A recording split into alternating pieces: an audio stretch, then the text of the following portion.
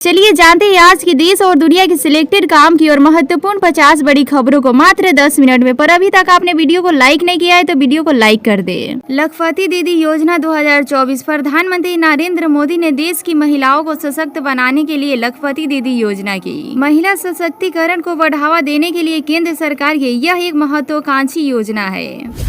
उत्तर प्रदेश आज data centre का hub बनने जा रहा है। यहाँ पर 3 डाटा सेंटर उपस्थित हो चुके हैं, जबकि 8 नए डाटा सेंटर बन रहे हैं। पहले जहाँ प्रदेश में इस प्रकार की संभावना नहीं थी, वहीं आज यूपी हर क्षेत्र में आगे बढ़ रहा है।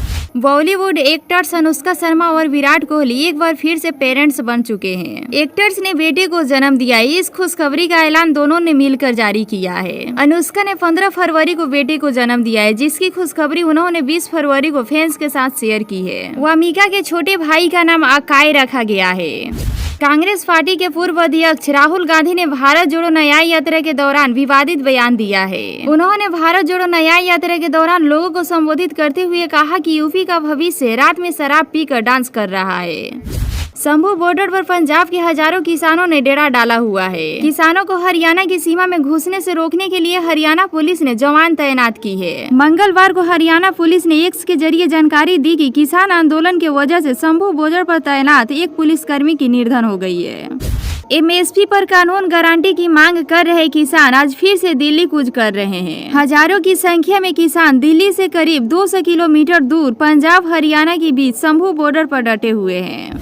बिहार में किसानों की सहायता अब ड्रोन करेगा। किसान बेहतर फसल उत्पादन के लिए ड्रोन का उपयोग कर सकेंगे। किसानों के लिए ड्रोन दोस्त का भूमिका होगा। बिहार के पूर्वी चंपारण जिले में ड्रोन का खेती में इस्तेमाल और इससे होने वाले फायदे के बारे में किसानों को बताया जा रहा है। जिले में पहले चरण में रामगढ़ एवं तेतरिया प्रखंड का चयन किया गया है। यहाँ करीब 15 एकड़ खेती पर किसानों के ड्रोन इस्तेमाल के तौर तरीके बताए जा रहे हैं। इसके बाद दूसरे चरण में दूसरे प्रखंडों को ड्रोन चलाने के तौर तरीकों को अवगत कराया जाएगा।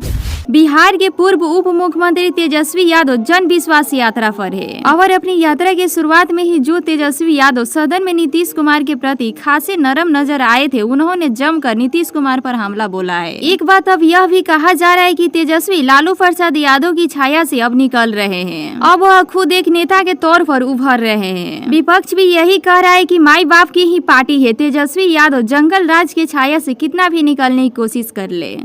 बिहार के लखीसराय में हुई भीषण सड़क दुर्घटना से इलाके में मातम पसारा हुआ है। भारत के प्रधानमंत्री नरेंद्र मोदी ने भी इस एक्सीडेंट पर हुई मौत पर शोक व्यक्त की है। इसके साथ ही सभी घायलों की मदद के लिए स्थानीय प्रशासन को निर्देश भी दिया है। पीएम मोदी ने सोशल मीडिया प्लेटफॉर्म एक्स पर लिखा कि बिहार के लखीसराय में हुई सड़क दुर्घटना अत्यंत दुखद है। इस दुर्घटना में जिन्होंने अपनों को खोया है, उनके प्रति मेरी शोक संवेदना है। इसके साथ ही सभी घायलों को शीघ्र ही स्वस्थ होने की कामना करता हूँ। राज्य सरकार की देखरेख में स्थानीय प्रशासन पीड़ितों की हर संभावना सहायता में जुड़ा है। बिहार की राजधानी पटना में बिहार बीजेपी एनआरआई सेल की तरफ से द मोदी कानक्लेव का आयोजन किया गया। बिहार के डिप्टी सीएम सम्राट चौधरी ने उद्घाटन किया। इस कानक्लेव में बीजेपी के फायर ब्रांड नेता गिरिराज सिंह के साथ साथ डिप्टी सीएम विजय कुमार सिन्हा ने भी शिरकत किया। विदित है कि द मोदी कानक्लेव में केंद्र सरकार के 10 साल के कार्यकाल की उपलब्धियों पर चर्चा की गई। इस दौरान पीएम मोदी के काम का बखान किया गया। साथ ही बताया गया कि पहले उन्होंने गुजरात के लिए अद्भुत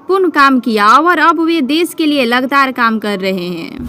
सभी फसलों के लिए एमएसपी समर्थन की अपनी मांग पर दबाव बनाने के लिए पंजाब के हजारों किसान आज अपना दिल्ली चलो मोर्चा फिर से शुरू करेंगे। प्रदर्शनकारी किसान जो इस समय पंजाब हरियाणा शंभू बॉर्डर पर डेरा डाले हुए हैं। किसान और केंद्र सरकार के साथ चौथे दौरे की वार्ता विफल होने के बाद मंगलवार को आंदोलन फिर से शुरू करने की घोषणा की। इस मोर्चे में दिल्ली और उसके आसपास के इलाकों में जनजीवन प्रभावित होने की आशंका है, क्योंकि प्रदर्शनकारी किसानों को रोकने के लिए अधिकारियों द्वारा निर्धारित सुरक्षा चौकियों यातायात पर रोक लग सकती है।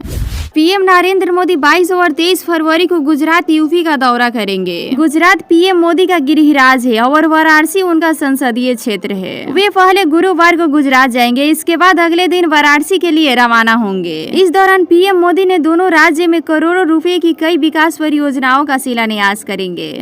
भारत सरकार रेलवे में बहुत ही अधिक निवेश कर रही है। ट्रेन की यात्रा का पूरा कलेवर ही बदल दिया जा रहा है। ट्रेन के नव निर्माण से लेकर नई ट्रेन के ऐलान या विद्युतीकरण से लेकर रेल लाइन के दोहरीकरण तक रेल लाइन की पूरी अभूतपूर्व ढंग से बदला जा रहा है। जनता को सुविधा देने के लिए सरकार नई नई स्कीम लेकर आ रही है, नई नई सौगात दे रही है। रेलवे ने अब अपनी यात्रा को अमृत भारत एक्सप्रेस की सफलता देने के बाद 50 ओवर अमृत भारत ट्रेन देने का ऐलान किया है। प्रधानमंत्री नरेंद्र मोदी ने 30 दिसंबर 2023 को 2 अमृत भारत ट्रेन को हरी झंडी दिखाकर रवाना किया था। लॉन्च किए गए 2 अमृत भारत, एक में उत्तर प्रदेश के अयोध्या से बिहार के दरभंगा तक चलाई जा रही है, तो वहीं दूसरी ट्रेन पश्चिम बंगाल के मलादा से कर्नाटक के बेंगलुरु के बीच चलाई जा रही है। केंद्रीय गृह मंत्री अमित शाह का मंगलवार को राजस्थान में ताबड़तोड़ दौरा है। कई जिलों में क्लस्टर अभियान के तहत बैठक होंगी, जिसे लेकर बीजेपी संगठन में पूरी तैयारी है। अध्यक्ष से लेकर बूथ स्तर तक बीजेपी कार्यकर्ता पूरे जोश में है। बड़ी बात यह है कि जयपुर में शाम 4 बजे गृह मंत्री अमित शाह प्रबुद्ध जन सम्मेलन को संबोधित करेंगे। पीएम नरेंद्र मोदी ने जम्मू कश्मीर में पहुंचकर एक बार फिर आर्टिकल 370 को हटाने के फैसले पर अपनी सरकार को फिर थपथपाई। पीएम मोदी ने कहा, अब 370 को लेकर फिल्म आने वाली है। मुझे पता नहीं कि फिल्म कैसा है, अभी कल ही टीवी पर मैंने पहली बार देखा, पर दुनिया भर में आपकी जय जयकार होने वाली है। अच्छा है कि लोगों को सही जानकारी मिलेगी। 370 की वजह से मैंने हिम्मत के साथ देशवासियों से कहा था कि अगले चुनाव में बीजेपी को 370 दीजिए और एनडीए के 400 पार कर दीजिए। बिहार विधानसभा में नेता प्रतिपक्ष तेजस्वी यादव आगामी लोकसभा चुनाव से पहले जनता का दिल जीतने के लिए जन विश्वास यात्रा पर निकल गए हैं। तेजस्वी यादव 11 दिनों में 38 जिलों का दौरा करेंगे और जनता से सीधे मुलाकात करेंगे। इसी क्रम में आज उन्होंने मुजफ्फरपुर में अपनी यात्रा की शुरुआत की और बड़ी जनसभा को संबोधित किया। पीएम मोदी ने कहा, पिछले सरकारों ने कभी हमारी सैनिकों का सम्मान नहीं किया। 1 रैंक 1 पेंशन को लेकर कांग्रेस सरकार पिछले 40 साल तक हमारे सैनिकों से झूठ बोलती रही। यह भाजपा ही है जो ORP लेकर आई है।